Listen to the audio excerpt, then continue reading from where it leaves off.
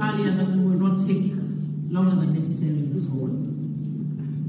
And at this point, we have reached the climax of this event, and that will be the keynote address by no less a person than His Excellency the President, the Father of the Youth,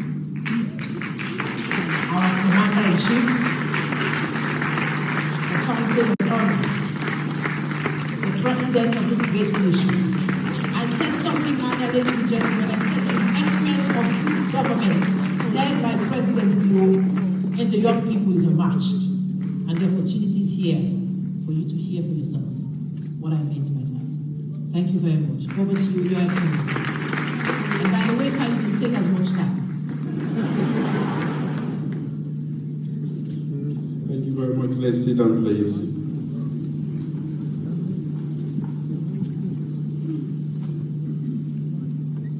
Honorable Vice President, former Vice President of the Republic of Sierra Leone, the Chief Minister, Ministers of Government, and our sister from Rwanda, special welcome to you. Members of the Honorable Members of Parliament, members of the Diplomatic and Consular Corps, development partners, our private sector partners, our young people. Are they? That is so young, man, they Allah. Young people, are they? That is my good mind. The young people, the future of this nation. Distinguished ladies and gentlemen, virtually everything has been said, but you still want me to say something, and I don't know where to start. I want to make a declaration. I'm a retired youth, and the Vice President is the President of the Retired Youth Association. Good afternoon, and a hearty welcome again to this National Youth Employment and Entrepreneurship Fair, to all of you who are here today. Of course, I've been informed that about 600 young people from around this country, nearly 50 companies, and over 200 entrepreneurs are participating in this fair. I'm delighted that I'm amongst you today. This fair not only connects young people to opportunities, it also provides a platform for engaging all stakeholders about designing a cohesive, integrated, and sustainable job creation strategy. Since 2018 to date, 24 manufacturing factories producing food, beverages, toiletries, and more have hired thousands of young people like you. Wood processing, furniture, plastics, metalworks factories have hired yet thousands more. Water processing and packaging factories have generated more jobs, as you heard the minister speak. Sierra Leone now exports vegetable oil, soap, and other essentials to sub-regional markets, as you heard from the jewelers. There are more mining sector jobs, more agriculture value chain jobs, more factories, more renewable energy jobs, more infrastructure jobs, more tourism and entertainment-related jobs, more youth empowerment-focused jobs, and more sport-related jobs, among others. More businesses have been registered in the last 4 years than in any 4-year period before in this country. My government has provided more soft SME loans, including the Munafa, to Sierra Leoneans right across this country to start up and invest in their businesses. We have also made great improvements in economic infrastructure, energy access, improved digitalization and fiber optic coverage, and in business incentives that have made the investment ecosystem more conducive. We are open to more dialogue with the private sector, financial institutions, business support organizations, and the local content agency to further improve the business environment. We are working to further upgrade policies that promote investment and make the industrial, agriculture, trade, and market spaces even more conducive for businesses and for creating more job opportunities in this country. This is in tandem with favorable labor regulations and wage reforms that will be presented to Parliament, as you heard the Minister say, very, very soon. On the supply side, our investment in basic education, technical and vocational education, upskilling and reskilling schemes, and lifelong learning have been globally acknowledged as germane for sustainable long-term national development. These investments by my government and with the support of our development partners are equipping our young people with the skill sets they need and require to be employable.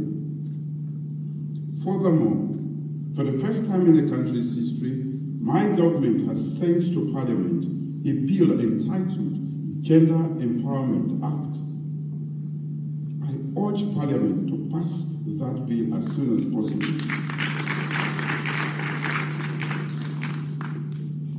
As that bill will transform our nation and our nation's economy forever.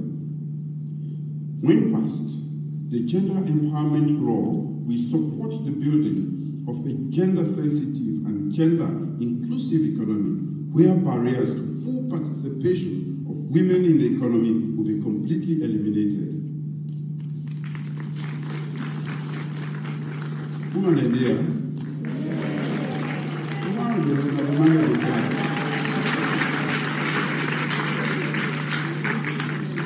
We are fighting for you. The politician will not clap, we want and vote. We clap for you. Don't hesitate. As a country, we are also open to green investment that directly employs young people. Climate action goes beyond mere adaptation activities as they are taking place all around, and global pronouncements. Blah, blah, blah, blah, as Billy Tuga said. It's also about how we harness the voices, energy, and vision of the young people. This is why we are here. We look forward to stronger partnerships and investment in that regard.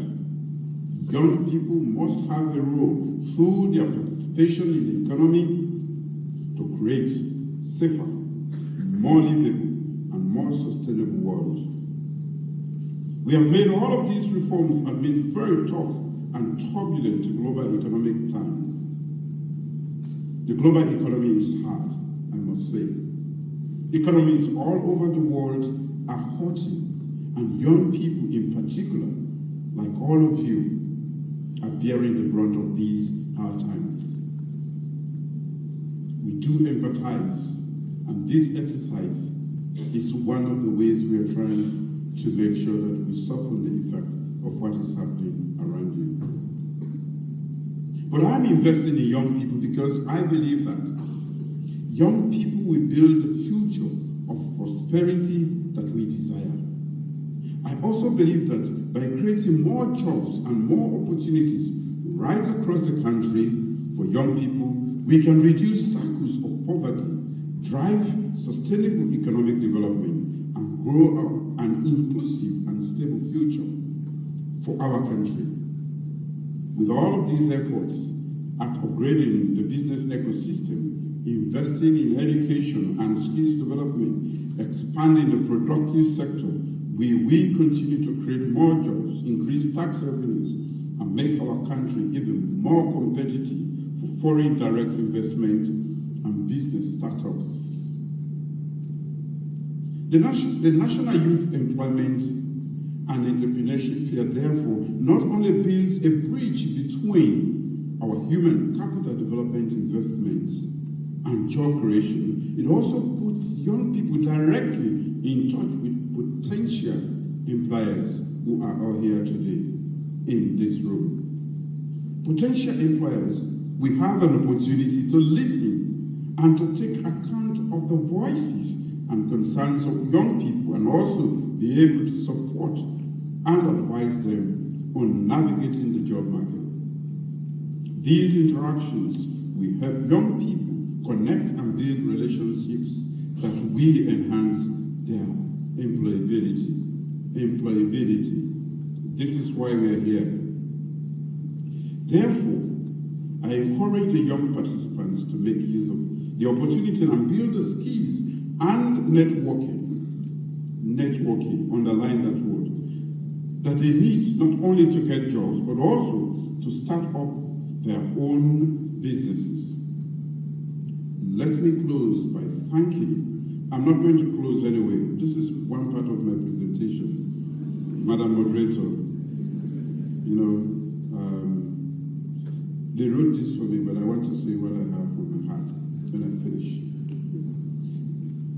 So I want to thank all the entrepreneurs, businesses, and service providers who are here today and who have supported this great initiative.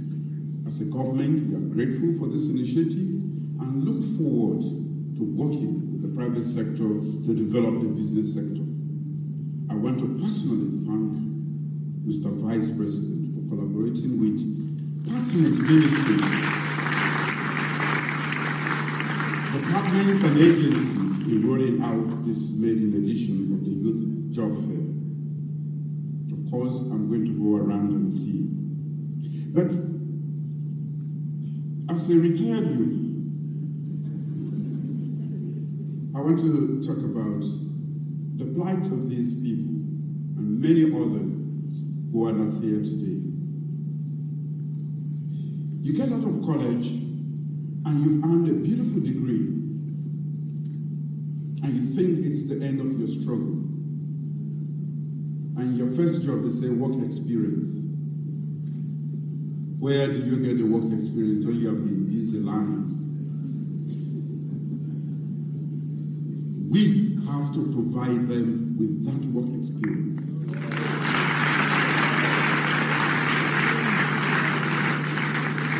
Fortunately, my two ministers of education are in here. You know, the enormity of the task we have at hand is such that we have concentrated on the value chain, the human value chain. We have said we are going to invest all we can from pre-primary to the end of high school, and then also invest as much as we can in tertiary education, technical and vocational included. But what happens to these people when they come out with their beautiful degrees? Something is missing. We must complete the value chain for them. We are not exposing them to interview skills. With poverty here, some of them go for banking jobs. They are not appropriately dressed. Yes. And you know, these private investors here, what they want is somebody who is going to bring additionality to their companies. Somebody who is going to increase their profit. Somebody who is going to make it more interesting for them. Even if you have the best degree and at your interview, you do not present yourself, you lose that chance. Therefore, it is our responsibility, the two ministers, to finish our value chain, the best value chain in the world, human capital development, by making sure that we don't only provide them with the knowledge and the skills, but also that the final end will prepare them to face the world with the skills. Some people don't even know how to write resumes. Yes, you have to be taught. We have to now, and this is why we are here. How do we link our products to the market?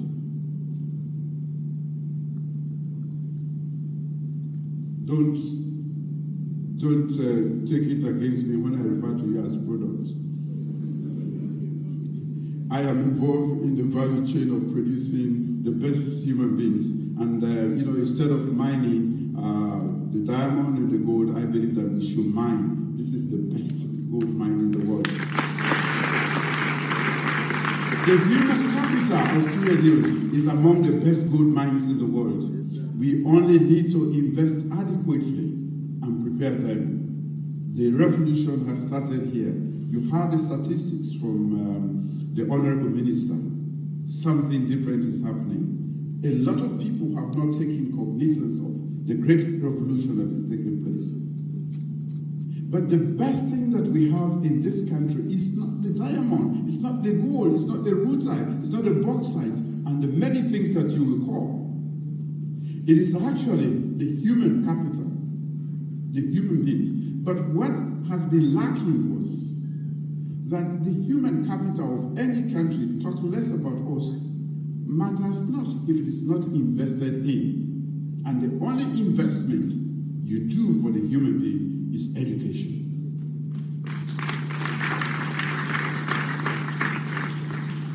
I would have been an old man now in my village with many wives. Yes, the Honorable Minister of Youth just told you his journey to where it is today. It's never easy for some of us. I will not bore you with mine. But what he told you was that don't give up. Don't be a quitter. Keep fighting. Work hard. Don't use any excuses. And for us here, that thing about, again, as you leave university, for the workplace, time is money. Work ethics. When they say 9 o'clock, you come at 10:30, it turns off people. They will drive you the next day. When you are supposed to be sitting and producing, you are busy on your internet, you are not producing. So I want to appeal to you that there has to be a shift right from university and other institutions of training as you prepare to transit from university or the institutions you are to the job market. The job market is totally different. And don't limit yourself to job markets here. If you are good, you can be employed anywhere else around the world. And that is where you have social media. That is where you have emails. Jobs are advertised all around the world. And they are looking for the best people. Let's not use social media to gossip and to just use invectives as they do for a lot of times here. So there are a lot of things that we need to do to make sure that as we prepare you, we can also transit comfortably into the job market. I like the fact that you are dreamers and therefore innovative. When people are young, that's the best time you can get them to actually bring value to your institution. They are dreamers, but because they are educated, they take risk that is calculated. And that is what we need. And that is what we have to encourage you. Think out of the box. Never you limit yourself to what you have been made to believe.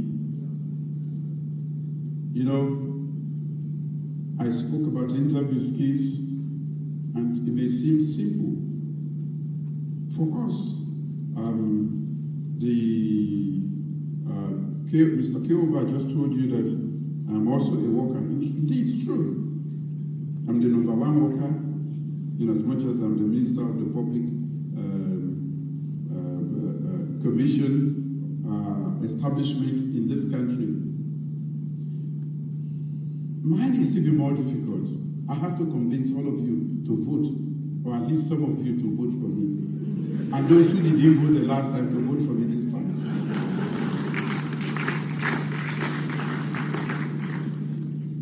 So I am always on interview with you. That's what happens. That's how important. You can be the best politician with the best intention for this country, but if you cannot stand before this country and genuinely convince them, persuade them to believe that when you come, this is your program, and that program is able to change their lives, you will never. That is an interview. There may be better politicians than me, but they have not come up yet, and I don't even want them to come up now.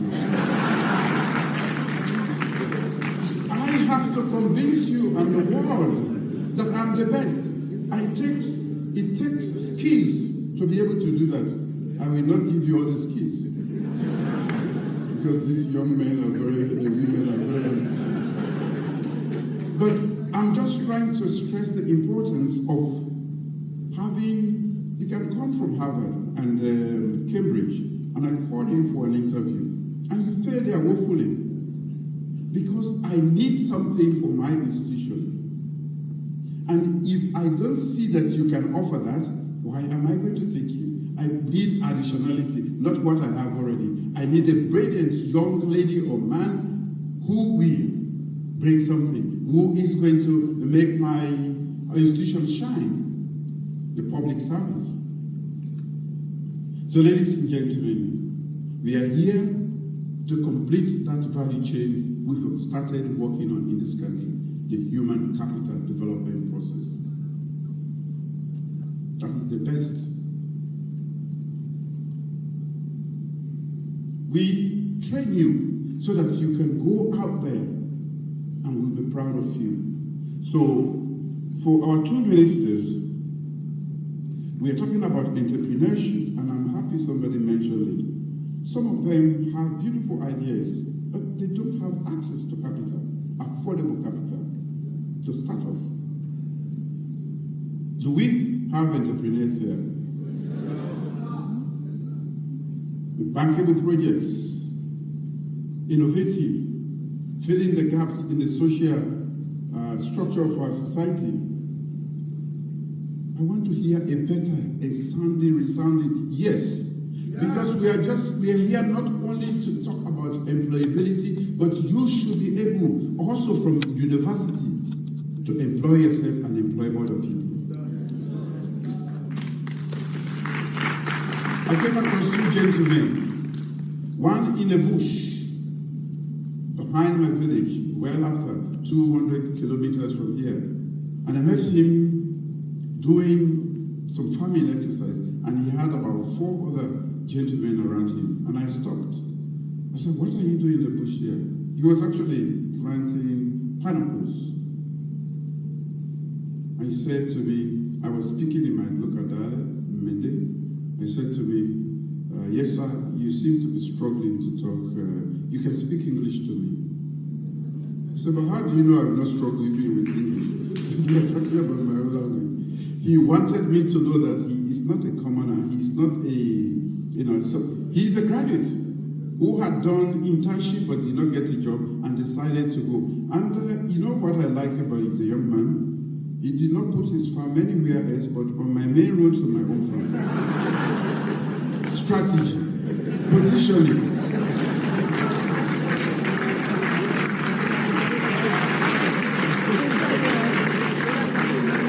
I did not miss him, I had to stop. And the only thing I did not give to him was what I did not have on me that day. And I linked him up. Oh, you're here? Thank you. I didn't know you were here. I would have preferred, I hope that he will, during this meeting, be able to talk to some of you. We want people who can make the effort. I met another young man from McKinney. He brought a huge chicken for me. I said, where did you get it from? He said, this is what I do. I said, how did you start? So I worked for a little while, and I used all my savings, and I started a poultry farm in McKinney. I said, I'll come there to look at your farm. These people, now we are in touch, and we are linking him up with others. We are also anxious to see you succeed, not just come for jobs, but create jobs and be bold. You cannot succeed if you follow the conventional route. Never. You will never succeed. Be bold. I want you to be bold. But because you are educated, and even when you are taking the risk, you will be calculated in that risk. Entrepreneurship is about that. So, we have a task, a national project between us, the leadership, and you. We do not only want to train you, we want to make sure that you live a productive life and contribute. Because I am not going to be here all the time. One of you, one day, is going to be here. And I want you to do better when you are here. And that is why we are putting everything we have in our coffers in the educational system. That is why we are here today. Not only to educate you, but also to see how you can transition from education to a productive work life.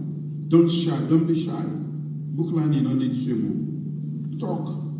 What you able to do, what you know able to talk no more. Before you go to an interview to these gentlemen who are here, read about their organizations in the first place. Try to know what the CEO likes. Yes. Try to know him or her. When you go there and he sees you talking about issues, how you are going to change his bank, how you are going to make Africell or Orange the best company in the world. No, I like to believe small. They are going to come to you. So, ladies and gentlemen, we are on a revolution in this country. The education experience. You heard what the Minister of Technical and Higher Education told you.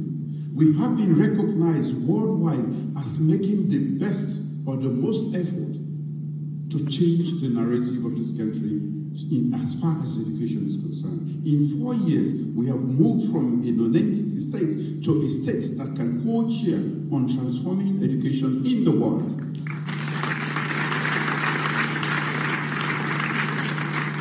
I have been chosen on your behalf to champion foundational learning in the world, 1 in Africa, 5 in the world, leaders appointed as champions. I say I'm representing you, it is our success. It is our success. And before I forget a little bit about value addition, which somebody said, last week, I think, STL, a company, a factory that has been established, they are doing pineapples and they are adding value to it. And guess what? All their products have been taken by a company called Domino for their Hawaiian pizza. And now, right from the village there, they are meeting one of the highest standards for food production to supply in a company in the United States with pineapples. I will end there by saying that there is money in the bush. Agriculture is important, and it can help us stimulate growth right across this country. Thank you for your attention.